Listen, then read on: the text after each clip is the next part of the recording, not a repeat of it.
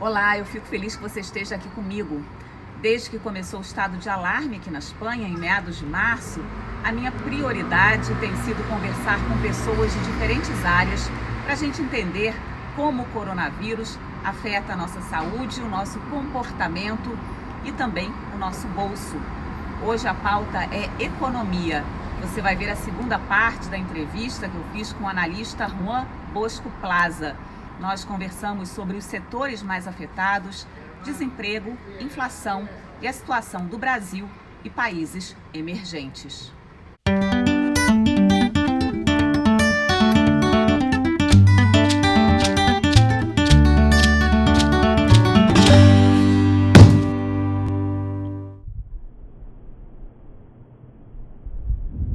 No sabemos cómo va a evolucionar la enfermedad, no sabemos cómo va a evolucionar la economía.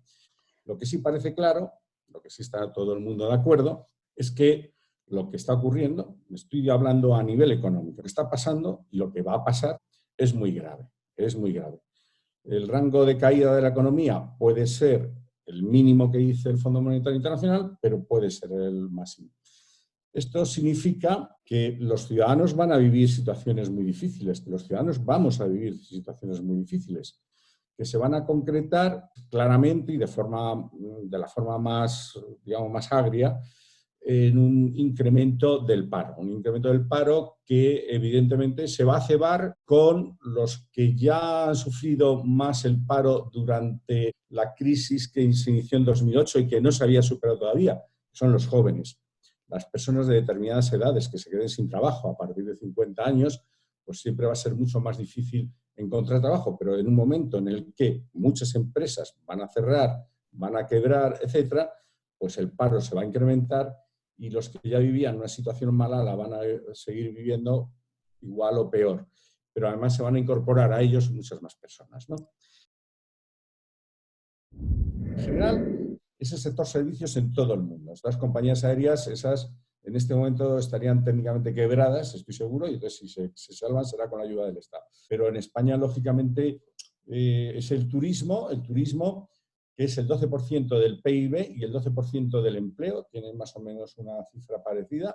Además del turismo, en España es muy importante todo lo que tiene que ver con restauración, ocio, etcétera. Todo ese conjunto, que no es precisamente industrial, sino que es sector servicios, en España supone una parte de los sectores servicios, no entra el sistema financiero, que también es servicios, pero esa parte que todos conocemos porque nos relacionamos mucho con ella, que tiene que ver con el ocio, con ir a comer a un restaurante, etcétera, todo eso en España significa el 25% del PIB.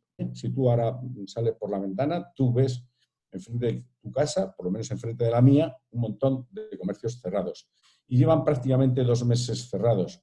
Entonces, ese daño, en principio, se ha intentado paliar con ayudas, de moratorias en los préstamos, de moratorias en los alquileres, con ayudas también de tipo directo, pagando salarios o ayudas a través de ERTES, etc. Pero eso es insostenible y puede ser que cuando vuelvan a poder abrir, cuando vuelvan a poder reanudar su actividad normal, esas empresas hayan quedado dañadas, a pesar de la mucha ayuda que les pueda prestar el Estado.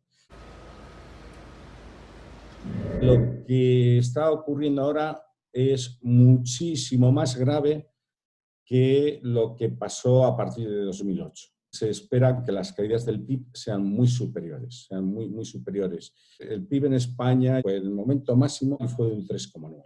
El Banco de España está hablando de una caída del 6,6, casi del doble. Tiene una gran diferencia la crisis del 2008 con esta, y es que la crisis de 2008 fue financiera.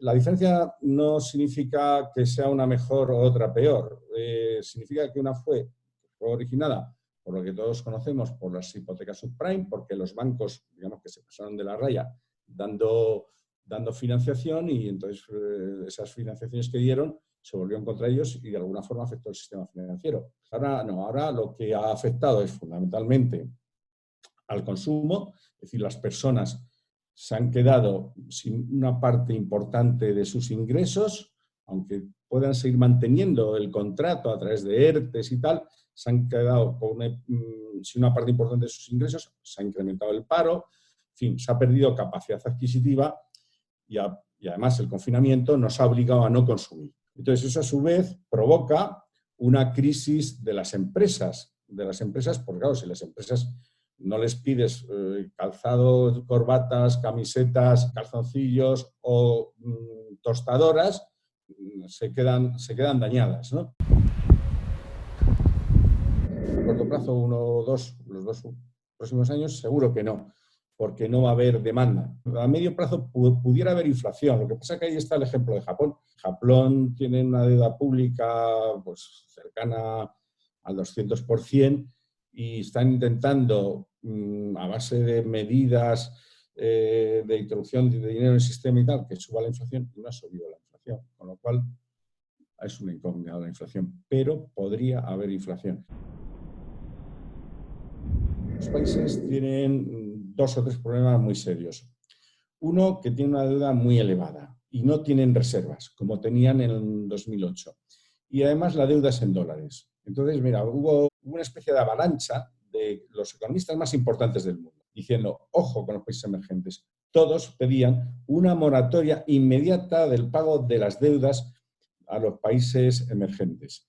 Porque decían, si no, nos vamos a un default, a un impago general y eso puede ser catastrófico. Hay que parar el pago de la deuda. Es decir, ahora mismo no se paga deuda.